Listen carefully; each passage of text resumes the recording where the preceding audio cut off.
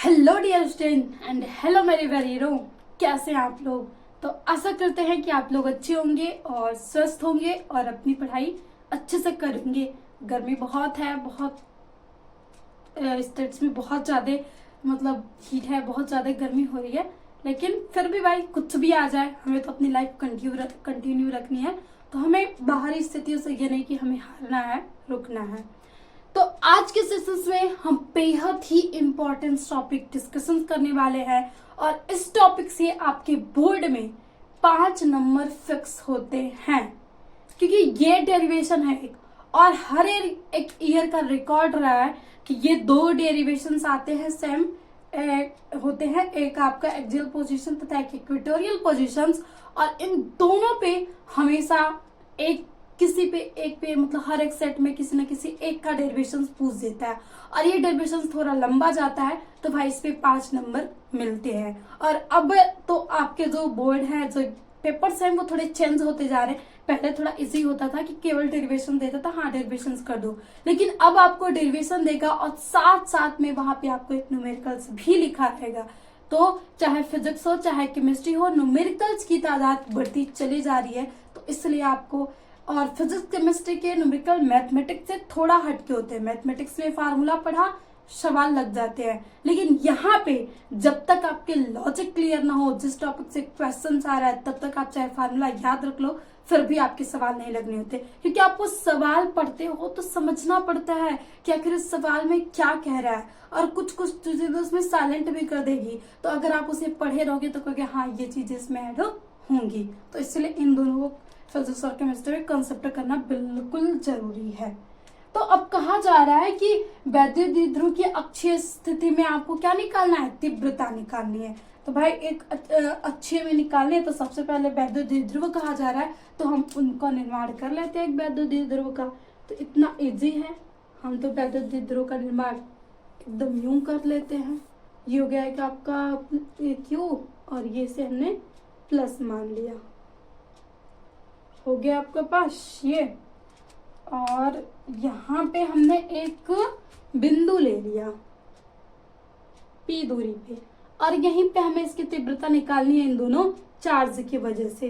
तो अब ये जो दूरी होगी आपकी वो होगी L, और सॉरी यहाँ से 2L मानते आए ना इसकी, तो यहाँ पे होगा इसका एक केंद्र, यहाँ की दूरी L एंड यहाँ की भी दूरी L, और एक इस केंद्र से इसकी जो दूरी होती है, जो आपने एक बिंदु माना है, P बिंदु माना है, उसकी जो दूरी होती है वो R होती है। तो इस तरीके का हमें सबसे पहले क्या जनरेट करना था, द्विध्रुव। सबसे पहले हमें इस फिगर बनाना, क्योंकि एक बार हमारा क्योंकि इसमें फिगर जनरेट हो गया ना आपका, तो सवाल तो यूं ही लग जाएगा। तो ये हो गया आपके पास प्लस तथा माइनस क्यू से एक पोल जनरेट किया, एक द्विध्रुव हमने बनाया है, एक माइनस क्यू और एक प्लस क्यू, और यहाँ पे एक बिंदु P माना है, और इसी बिंदु पे हमें इन दोनों आवेशों के कारण तीव्रता निकालनी है। भाई एक प्लस है तो ये तो ऐसे लगाएगा, माने यहाँ पे जो भी इलेक्ट्रिक फील्ड निकलेगी इस तरीके से, और जो ये माइनस है तो ये अपनी तरफ लगाएगा, तो यानी इधर इस तरीके से। तो यहाँ पे आपके फोर्स इस कंडीशंस में लग रहे हैं, एक इधर की तरफ तथा एक इधर की तरफ।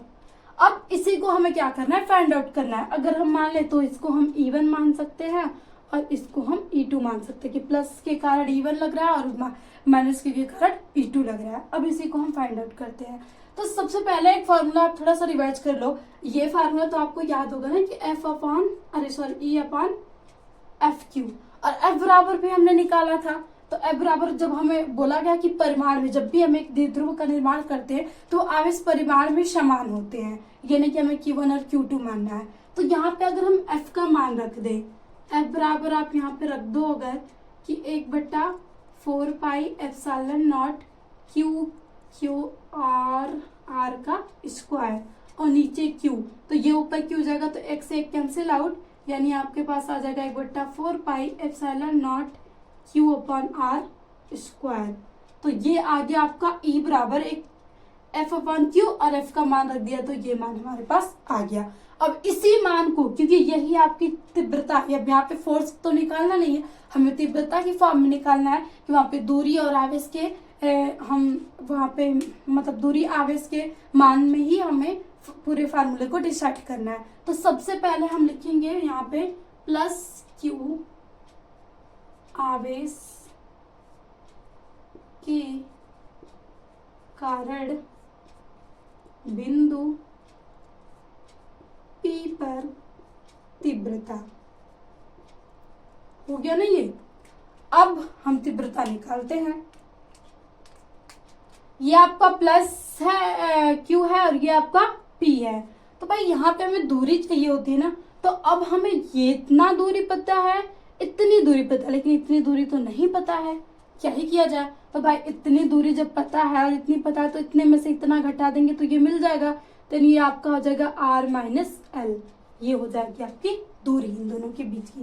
तो जब यहाँ पे लिखोगे E1 बराबर 1/4 pi epsilon not Q upon, तो R माइनस L ये आपकी दूरी है। और जब भी यहाँ पे अगर हम फोर्स निकालें तो ये किसकी होगी, वर्ग के बराबर होगी। तो ये हो गया आपके पास समीकरण नंबर 1। अब आप निकालोगे यहाँ से माइनस Q आवेश के कारण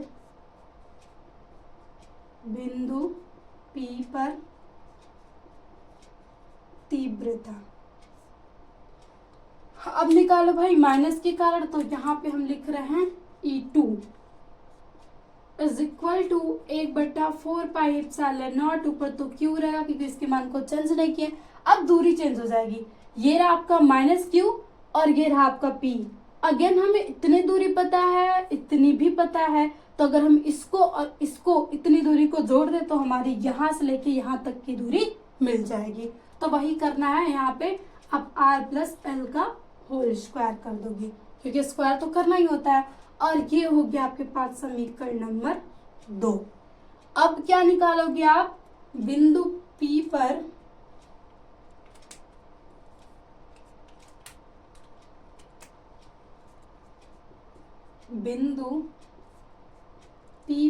परिणामी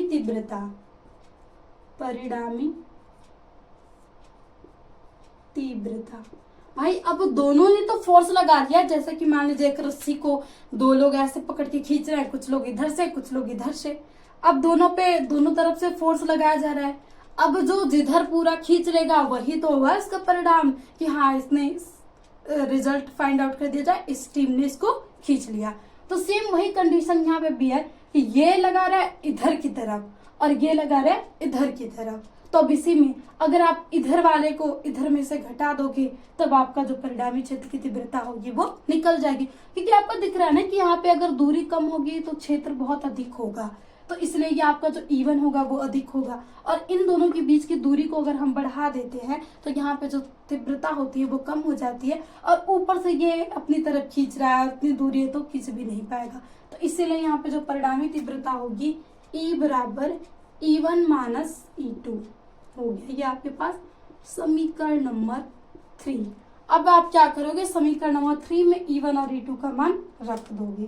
तो रखो आप मान। अब तो जब हम रखेंगे E1 बराबर 1/4 pi epsilon not Q R minus L का होल स्क्वायर और minus 1/4 pi epsilon not into Q upon R plus L का होल स्क्वायर। हो गया आपके पास दोनों मान। अब देखो इसमें माइनस का चिन्ह है और इसमें क्या करना है, कुछ घटाना हटाना है, तो उसको हम कर लेते हैं यहाँ से। तो आप क्या करो, यहाँ से कॉमन कर लो, Q upon 4 pi epsilon not को हमने कॉमन कर लिया। अब बचा क्या है, 1/R माइनस इसका होल स्क्वायर और 1/R प्लस L का होल स्क्वायर। ये चीजें हमारे पास बच गई हैं। अब बस इसी को एलसीएम उलसीएम लेके हमें क्या करना है, सॉल्व करना है। तो आइए हम सॉल्व करते हैं। यहाँ के बाद हम यहाँ आ जाते हैं। तो हम यहाँ पे हैं E is equal to Q upon 4 pi epsilon naught अब देखो यही से हम जब इसका एलसीएम लेंगे तो एलसीएम आपके पास यहाँ से क्या आ जाएगा, एल का स्क्वायर आ जाएगा एंड माइनस एल का स्क्वायर और दोनों का होल स्क्वायर, क्योंकि इन दोनों का अगर हम निकालेंगे तो यहाँ से एलसीएम यही आएगा, क्योंकि हम इसको इस फॉर्म में लिख सकते हैं आर का स्क्वायर माइनस एल का स्क्वायर और पूरे का होल वर्ग। जब ये दोनों होल वर्ग है तो इसको इस फॉर्म में लिखते हैं ना मैथमेटिक्सली, जब रूल्स लगाते हैं तो हम ए प्लस बी का होल स्क्वायर इस तरीके याद रखते हैं, तो हम इसको इस तरीके से लिख सकते हैं। जब एक तरफ इसमें हो तो हम उसको दो ब्रैकेट में लिख सकते हैं। अब जब यहाँ पे ये लिखेंगे तो इसको मान लीजिए ये माइनस वाला है यहाँ से, तो माइनस वाला इसमें से कट जाएगा और ऊपर आपका प्लस वाला बच जाएगा। तो आप लिख सकते हो यहाँ से आर का स्क्वायर प्लस एल का स्क्वायर। अब फिर आगे आप चिन्ह लगाओगे यहाँ से, सॉरी अभी स्क्वायर नहीं बचेगा, अभी एक स्टेप हम और कर लेते हैं। यहाँ पे आपके पास बच जाएगा आर प्लस एल का होल स्क्वायर और माइनस आर माइनस एल का होल स्क्वायर। क्योंकि यहाँ पे आपका माइनस वाला है तो इसमें से माइनस वाला कट के प्लस वाला बचेगा तो ऊपर गुणा हो जाएगा, और दूसरी तरफ अगर आप लोगे तो प्लस वाले से प्लस वाला कट जाएगा, माइनस वाले का होल स्क्वायर बच जाएगा। तो ये चीजें हो गई। तो अगेन हम फिर करेंगे Q/4 पाई एप्सिलॉन नॉट। अब इसका हम क्या कर सकते हैं, कैसे सॉल्व करेंगे, तो a प्लस बी का whole square a minus b का होल स्क्वायर, दोनों फार्मूले को तोड़ दो तो ये हो जाएगा r का स्क्वायर प्लस l का square plus 2rl and minus का चिन्ह लगाओगे, फिर उसके बाद यहाँ पे लिखोगे r का स्क्वायर माइनस l का स्क्वायर एंड प्लस, क्योंकि यहाँ पे जो फार्मूले में होता है वो माइनस होता है, क्योंकि अगर हम यहाँ से लिखे a माइनस बी का होल स्क्वायर तो ये होता है a square plus b square minus 2ab। तो जब देखिए यहाँ पे आगे माइनस है तो इन दोनों में गुणा हुआ तो ये तो माइनस हो गया प्लस में हुए तो, लेकिन जब माइनस का माइनस में गुणा होगा तो ये प्लस हो जाएंगे और हो जाएगा 2rl। और नीचे आप लिखोगे r का स्क्वायर माइनस l का स्क्वायर और पूरे का होल वर्ग। अब देखो इसमें से कुछ कट जाएगा, ये इससे कैंसिल आउट, ये इससे कैंसिल आउट हो गया। अब यहाँ पे बचेगा 4 पाई एप्सिलॉन नॉट, ये भी प्लस है ये भी प्लस, 4rl टू QL। अब ये 4rl हो गया और नीचे r का स्क्वायर माइनस l का स्क्वायर और पूरे बराबर होल वर्ग। अब क्या कर सकते हो भाई, यहाँ से एक चीज कही जाएगी कि जो आपका l है ना, l वो बहुत ही नहीं, आप लिख लो r बहुत बड़ा है l से और l बहुत छोटा है r से, इसलिए l के मान को हम निगलेक्ट कर देंगे, l के मान को हम छोड़ देंगे। तो जब l के मान को छोड़ेंगे तो 1/4 पाई Q/4 pi epsilon not RL। l के मान को तो हमने छोड़ दिया, तो l नहीं ऊपर से नहीं छोड़ना है, नीचे का मान छोड़ रहे हैं, तो ये बचेगा r का स्क्वायर और पूरे का होल वर्ग। l को हमने निगलेक्ट कर दिया, माना कि l बहुत छोटा है। अब जब करेंगे तो Q/4 pi epsilon not 4rl और इंटू r की पावर 4। अब यहाँ से एक r कैंसिल आउट हो जाएगा तो आप लिख सकते हो 4 पाई एप्सिलॉन नॉट, और इसको यहाँ पे जो 4 को 2 बार लिख लो, इसको आप एक बार लिख लो 2QL इंटू 2 इस फॉर्म में, और नीचे से आपका जो एक होगा A4 में से एक r कट जाएगा तो बचेगा आपका 3, क्योंकि ऊपर भी स्मॉल r था तो एक r कैंसिल आउट कर देंगे तो नीचे 3 बच जाएगा। अब हम लिख सकते हैं यहाँ से कि ये जो आपका पूरा है 2QL, इसको हम P लिख सकते हैं और आगे आप 2 से गुणा कर दो 2P 1/4 pi epsilon not upon r का क्यूब। तो ये आता है आपके पास, जब भी एक्सियल पोजीशन में रखोगे तो ये फार्मूला आपके पास आएगा, और ये फार्मूला बेहद ही इम्पोर्टेंट है सवाल लगाने के लिए, और डेरिवेशन तो पूरा ही इम्पोर्टेंट है। तो देखिए बस मैथमेटिकल टर्म से याद है, एक बार लॉजिक समझ में आ गया, बस मैथमेटिकल यूज करते चले जाना है, आपका लास्ट में आ ही जाएगा। और एक दो बार समझ लेना तो फिर गलती तो होने वाली नहीं। सबसे पहले द्विध्रुव बनाया, माइनस प्लस क्यू बनाया, एक बिंदु लिया और वहां पे दोनों के कारण वैद्युत क्षेत्र की तीव्रता ली, एक को हमने E1 माना दूसरे को E2 और दोनों को हमने फार्मूला निकाल लिया।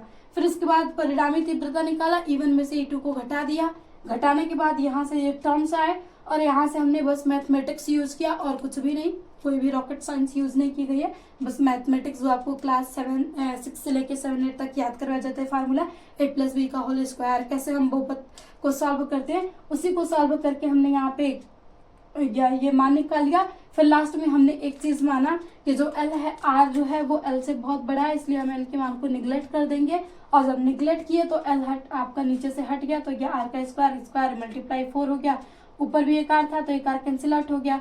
अब इसको हमने R को Q के साथ लिख लिया और 2 लिख लिया, क्योंकि 4 को हम 2 × 2 तो लिख ही सकते हैं ना, तो वही जब 2 × 2 की लिखे तो ये 2Q बराबर, क्योंकि हमने अभी पढ़ा है कि वैद्युत ध्रुव बराबर क्या, मतलब यहाँ से P बराबर होता है 2QL, तो हम TQL की जगह P रख दिए और नीचे आपका R³ आ गया।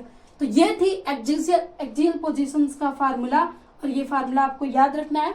अब हमारे पास बचा इक्वेटोरियल का, तो ये सेशंस अगर इक्वेटोरियल वाला भी लेंगे तो वो थोड़ा बड़ा होता है, तो बड़ा हो जाएगा। तो इस सेशंस में अभी हम छोटे छोटे ये थोड़े लॉन्ग डेरिवेशन है, तो उसको एक एक सेशन में कर ले रहे हैं। और आप प्लीज ये मत घबराइएगा कि इतना स्लो चल रहा है तो हमारा सिलेबस कैसे कंप्लीट होगा, बूथ बूथ से खड़ा बनता है, हम डेली कंटिन्यूसली ऐसे ही पढ़ते रहे तो हमारा सिलेबस बहुत ही जल्दी कवर हो जाएगा। तो ये था आपके पास एक्सियल पोजीशन में तीव्रता, और ये फार्मूला याद रखना कि E बराबर 1/4πε0 2p/r³। अगला भी जो आएगा इसी तरीके से डिफरेंस होगा, बस एक चीज हट जाएगी यहाँ से, तो इसीलिए दोनों फार्मूले को अच्छे से याद रखना बहुत जरूरी है, क्योंकि सवाल आएगा तो फार्मूले तो हमें तो सही यूज करने होंगे। अब मान लीजिए सवाल ही पूछ दिया, डेरिवेशन नहीं पूछा, तो अब ये तो नहीं जाएंगे पूरा डेरिवेशन करें, क्योंकि ये तो है नहीं कि छोटा सा डेरिवेशन से चलो कर ही ले, बड़ा डेरिवेशन है भाई। अगर आप करने जाओगे मैथमेटिक्स सारे यूज तो कम से कम 10-15 मिनट तो लग ही जाते हैं, 10 मिनट तो लग ही जाएंगे आराम से, और बहुत फास्ट तरीके से करें तो 5 मिनट भी लग जाएंगे, और एग्जाम में 1-1 मिनट वैल्यू रखते हैं। तो आई होप आपको ये सेशन अच्छा लगा हो, तो प्लीज एक लाइक से जरूर कर दीजिएगा, और प्लीज अगर कोई डाउट हो तो भी कमेंट्स में लिखिएगा। अगर आपको सेशन अच्छा लगा हो तो प्लीज एक अच्छा सा कमेंट्स, एक प्यारा सा कमेंट्स जरूर लिखिएगा। इतने छोटे छोटे बच्चे हो, आगे कमेंट्स एकदम दिल छू जाते हैं, और आपके जो भी एक प्यारे से कमेंट्स बहुत ही मोटिवेशन रखते हैं कि हम चाहे जो भी स्थिति हो क्लास को ना रुके, हम अपने क्लास को कंटिन्यू रखें, क्योंकि आप इंतजार रहता है आपको क्लासेस का। तो अगेन थैंक यू, इसी के साथ मिलते हैं नेक्स्ट सेशन में, और आपसे यही रिक्वेस्ट है कि always be happy and be positive and work hard. बस अपनी लाइफ में कर्म करते रहिए, फल की चिंता नहीं चाहिए, क्योंकि कृष्णा जी ने अर्जुन को समझाया कि अर्जुन तेरा काम केवल कर्म करना है, फल तू मत डिसाइड कर या तू मत सोच फल के बारे में, तू कर्म करेगा तो कर्म के अनुसार फल तुझे मिल के रहेगा। तो वो चीजें लाइफ में रखिए और अपनी लाइफ को आगे बढ़ते रहिए। अगेन थैंक यू, मिलते हैं नेक्स्ट सेशन में।